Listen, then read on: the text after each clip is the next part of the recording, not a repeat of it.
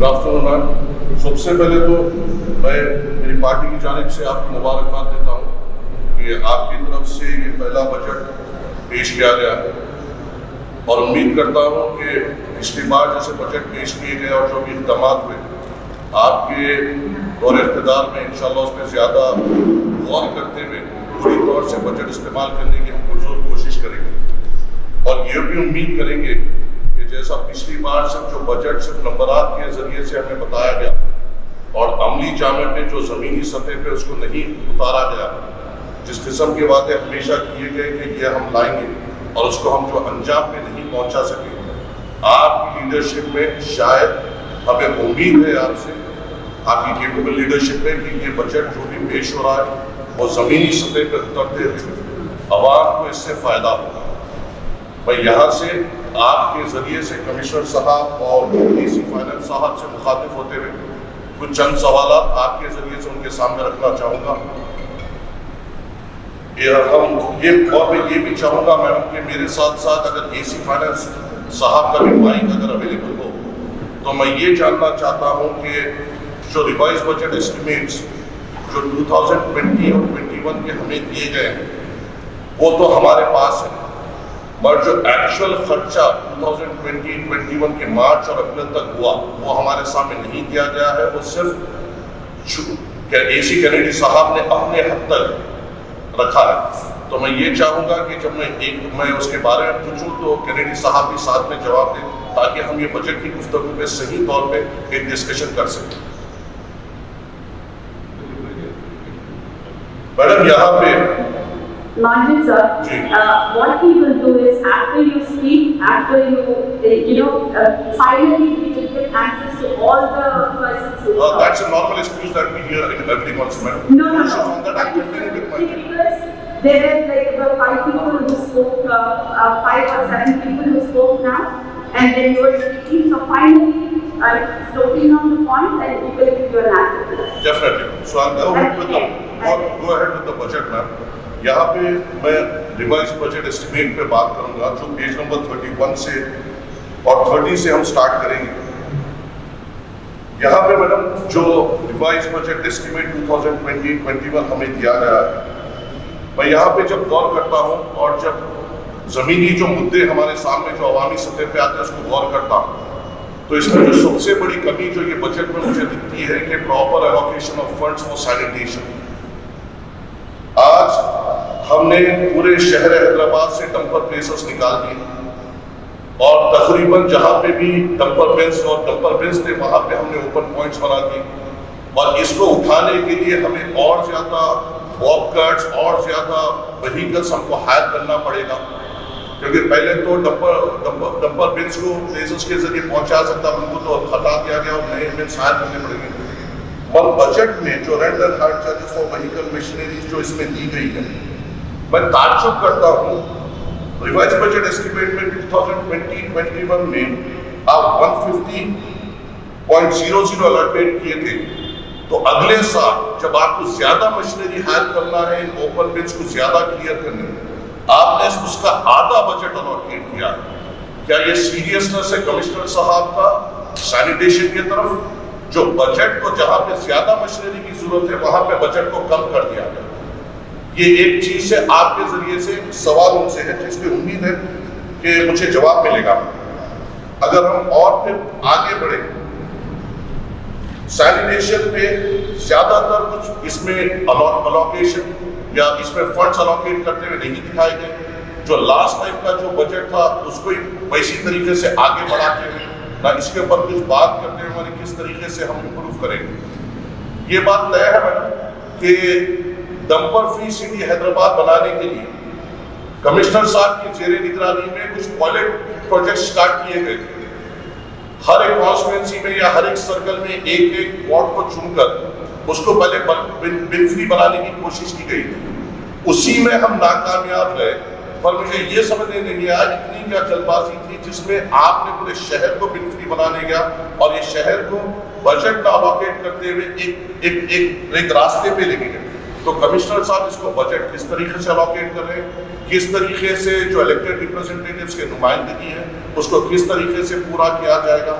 आप peripheral areas की बात करते हैं, हम कोर एरिया जो साउथ जोन हमारा खसूसी हल्का और सेंट्रल जोन है, वहां पे जहां पे मैक्सिमम स्लम्स है, जहां पे ज्यादा से ज्यादा बिल्स थे मौजूद, उनको जो हटाया गया, उसके जो एक्स्ट्रा मशीनरी है, मैं ये पूछना चाहता हूँ उसमें पेज नंबर 30 पे रेंट एंड हायर चार्जेस को आधा क्यों किया गया?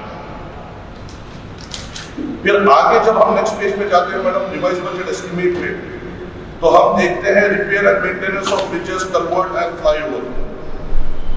तो यहाँ पे बजट एस्टिमेट 2020-21 में आपसे जो पहले मेयर साहब थे, उन्होंने बड़ी गुरूर और बड़ी काबिलियत से 9 करोड़ 21 लाख रुपए उसमें अलोकेट किए थे।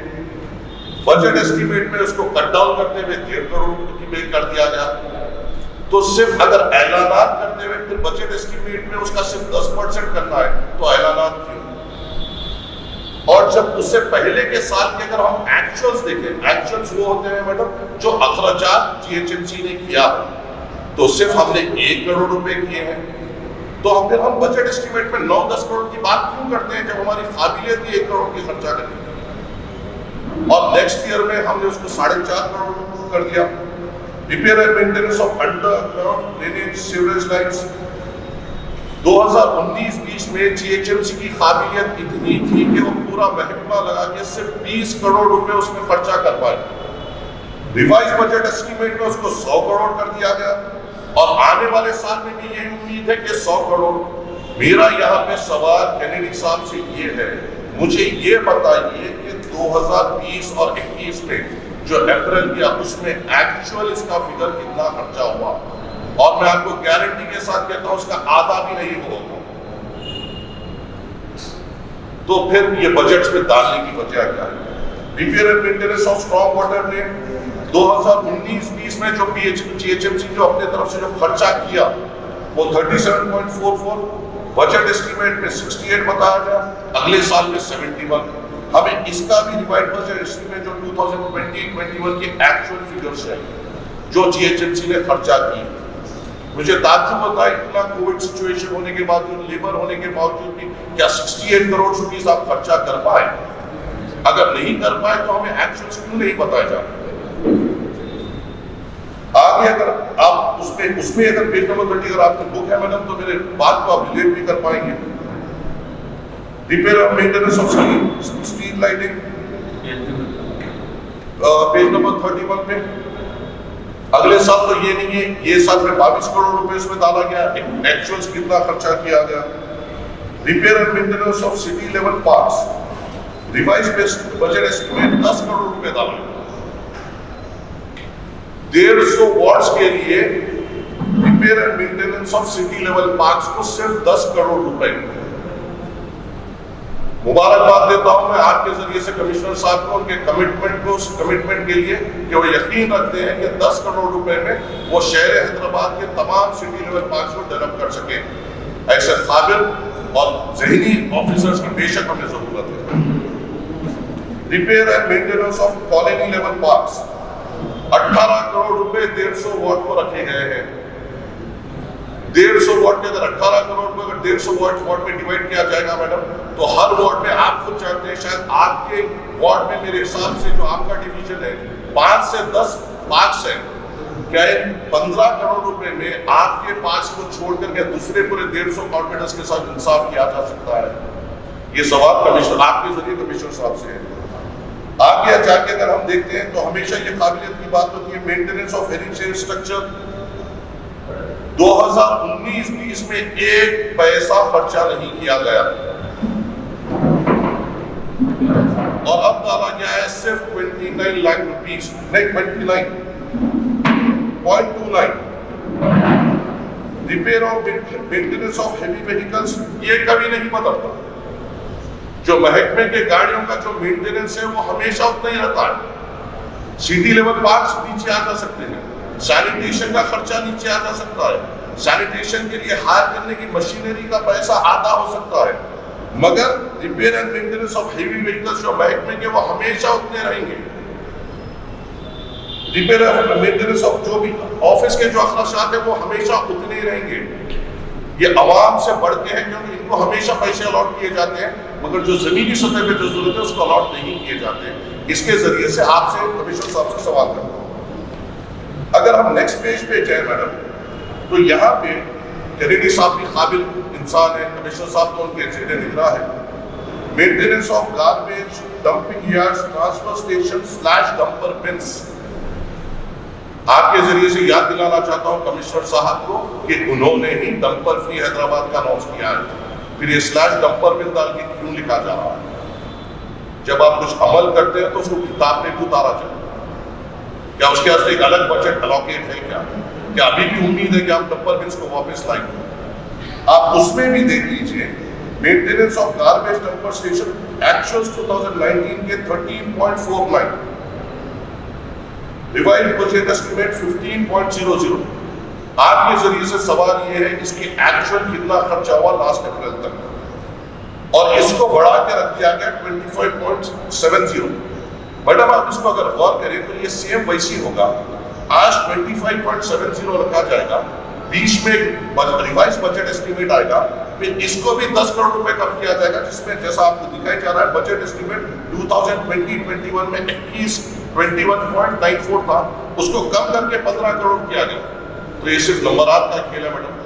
हम उम्मीद करते हैं कि आप अपनी काबिल लीडरशिप में नंबरात के खेल से निकलते जमीनी सतह पे जो आवाम को जो सहूलतें हैं वो आप फराहम करेंगे, और इन अहदेदारों के नंबरात के गेम में आप नहीं उलझेंगे, नहीं फंसेंगे, और आवाम को समझते हुए, आवाम की तकलीफात को समझते हुए इलेक्टेड रिप्रेजेंटेटिव्स के जो रिप्रेजेंटेशंस आपके सामने आएंगे, बगैर अहदेदार के उसके ऊपर टेक्निकल मशवरे लेते हुए सीधे आवाम को आप फायदा पहुंचाएंगे। 5 साल आपने इनमें भरोसा करके देख लिया, 5 साल कॉर्पोरेटर को बजट नहीं मिला, सब अहदेदारों के जरिए से हुआ, आप खुद उसका नतीजा जानते हैं। जगदीश्वर साहब को मैं सुन रहा था, बड़ी अल्हम्दुलिल्लाह इतने काबिल डेवलपमेंट की बात कर रहे थे, मगर वही इलाकों से क्या नतीजा आया आप बेहतर जानते हैं। तो उम्मीद है कि इस बार आप कॉर्पोरेटर्स पे ज्यादा यकीन रखेंगे, ताकि ऑफिशियल्स की बात सुनते हुए जो जमीनी सतह पे जो काम है उसको अंजाम देंगे। आगे अगर हम बढ़ते हैं मैडम, आपकी जेर निगरानी में बहुत जबरदस्त काम हो रहा है। अर्बन मलेरिया इरेडिकेशन बड़ा नाम है मैडम और बड़ा इनिशिएटिव है। Purchase of material, tools, oil etcetera 2019 and 20 में the allocation, the actual that spending of GHMC was 2.78 crore. When you compare the population of Hyderabad, which is not over 1 crore, the GHMC commissioner, along with his proud entomology team, was able to spend 2.78 rupees on one citizen in the whole year. Achievement, and I congratulate you for this. And this time, the budget allocated is 12.05. एकदम 600% extra क्यों जरूरत पड़ी madam? When you think about this, madam, you have been the cooperator with us now. You have been elevated as a leader of this council. The GHMC spent 2.78 rupees on one individual in the whole year. And we say that we are doing fogging, anti-larva operation, all kind of stuff. No, madam. The citizens of Hyderabad deserve the same kind of status as the GHMC gave to a foreign delegate when they arrived. The daughter of a high position individual is not less important than the citizens of Hyderabad. We do deserve the same kind of treatment. So I hope with you, the Commissioner Sahib will take this point and make sure that he listens to the corporators and it is implemented. Coming आगे जाते, ASRA for old age citizens. This is UCD program, sir. ASRA is a helping hand. And what is the budget that we have allocated for promoting it? The actual that we have spent is 0.67 in 2019-20. This time, what we are allocating is 1 crore rupees. Money for promoting an ASRA program. This is what seriousness we have. Next, then again we go to urban dengue eradication, big words, man. Purchase of material, tools, oil and wages. 4 crores 44 lakhs were spent in the whole year. Means ₹4.44 were spent on one individual of the city for dengue. This is the seriousness that we want to bring in front of you, ma'am. हम यहाँ पे आके सिर्फ आपके सामने बात करके नहीं, जो हकीकत है वो आपके सामने रखने का काम करते हैं, और हम उम्मीद ये करते हैं कि आप इसको सीरियसली तौर पे लेते हुए आपके जो साथी है उनके बातों को अहमियत देते हुए जमीनी सतह पे काम करेंगे। विकासम disable welfare programme, which is very needed. UCD has been neglected. For the past 5 years, UCD has been neglected. What were the programs? आप भी हमारे साथ के पास 5 साल पहले थे। आपके डिवीजन में क्या प्रोग्राम है आप जानते हैं, मेरे डिवीजन में क्या प्रोग्राम है मैं जानता हूँ, जो पुराने साथी हैं क्या है जानते हैं। उम्मीद करते हैं आपसे कि disable programs, old age senior citizen programs, UCD programs, औरतों को लोन्स दिलाने का, job melas, various new coaching centers, training centers will grow under your leadership. We hope that. We seriously hope that. और ये टाइम पे आप देखिए, now I want to just ask Commissioner Sir on your behalf. In 2019-20, we have spent 4.44 crores on dengue. 2020-21, it has been cut down. The revised budget estimate has been cut down to 1.95 crores. But this is the seriousness of dengue, man. What were the actual figures that were spent? We want to know from the Honorable AC Finance Sir and Commissioner Sir. Night shelters, हर चीज आगे बढ़ती है madam. उसके बाद तो capital receipts आते हैं। Capital expenditure अगर आप देखें मैडम, पेज नंबर 35,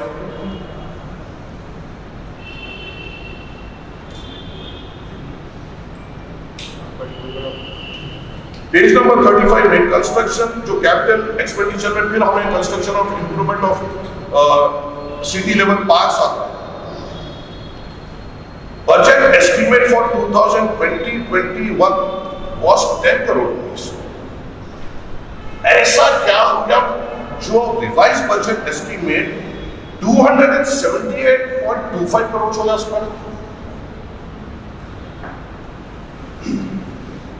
आप 2019 और 20 में पूरा आपका महकमा, पूरी आपकी मशीनरी, हर चीज लगा के सिर्फ 3 करोड़ 64 लाख खर्चा कर सके। फिर रिवाइज बजट एस्टिमेट में 278 कैसा हो जाता है? माने क्या एकदम आपकी मशीनरी रातों रात 100 गुना बढ़ गई, या आपका महकमा रातों रात 100 गुना नए लोग आ गए? क्या आपको उम्मीद है कि आप पूरी सिर्फ ये सिटी लेवल पार्क डेवलप कर देंगे?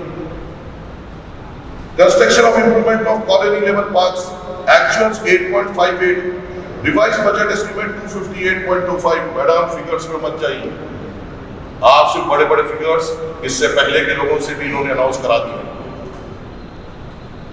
और आवाम से ये कोई नहीं पूछा जाता कि किस अहदेदार ने ये करा, आपसे सवाल होता है।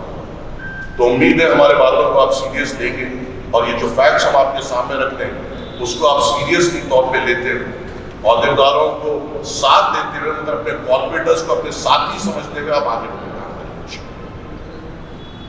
नीचे लैंड एक्विजिशन में उम्मीद है जो ये 600 करोड़ किया गया है, हमें उम्मीद है कि अब ये बजट के बाद हमें ओल्ड सिटी के जो रोड वाइंडिंग्स के जो मसले हैं उस पर दोबारा बैठना ना पड़े।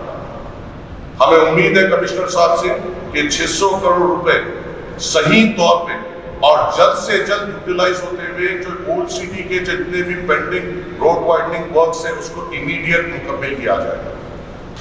ये बजट जो 600 करोड़ रुपए आप बजट एस्टिमेट 2021-22 में आप अलॉकेट किए हैं, इसको पूरी तौर पे इस्तेमाल करने की जिम्मेदारी कमिश्नर साहब की है, और हम इस पे तो हमेशा सवाल करते रहेंगे और उनके सामने ठहरेंगे कि ये पैसे को सही तौर पे यूटिलाइज करते हुए ओल्ड सिटी के जितने भी साउथ जोन और सेंट्रल जोन के जितने नए रोड है उसको मुकम्मल करना उनकी जिम्मेदारी होगी, और उनके साथ साथ ये जिम्मेदारी है सीसीपी साहब की।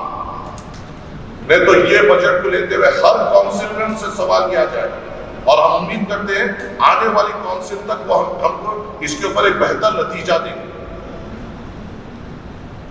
आहिस्ता बढ़ते हैं मैडम।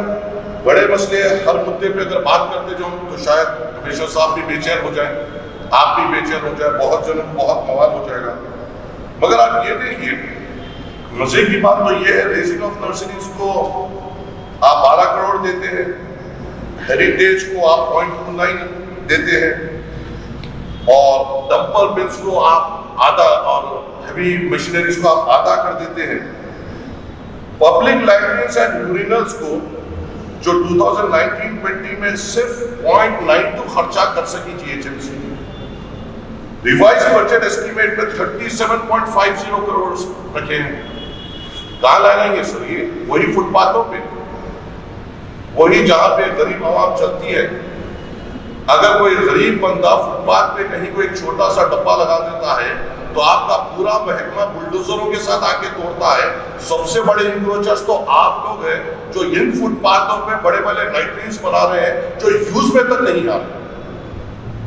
मेरे साथ तकरीबन कॉर्पोरेटर्स इस चीज की गवाही देंगे कि अगर आपने 100 यूरिनल्स बनाए हैं उसमें ऑलमोस्ट 90% यूज में नहीं है, ना पानी की सहूलत है, ना साफ सफाई की सहूलत है। और इंक्रोच करके फुटपाथ को फुटबॉल में लगाने वाली वही जीएचएमसी का महकमा है। अगर आप यूनिवर्स के लिए इंक्रोच करें तो वो जायज है।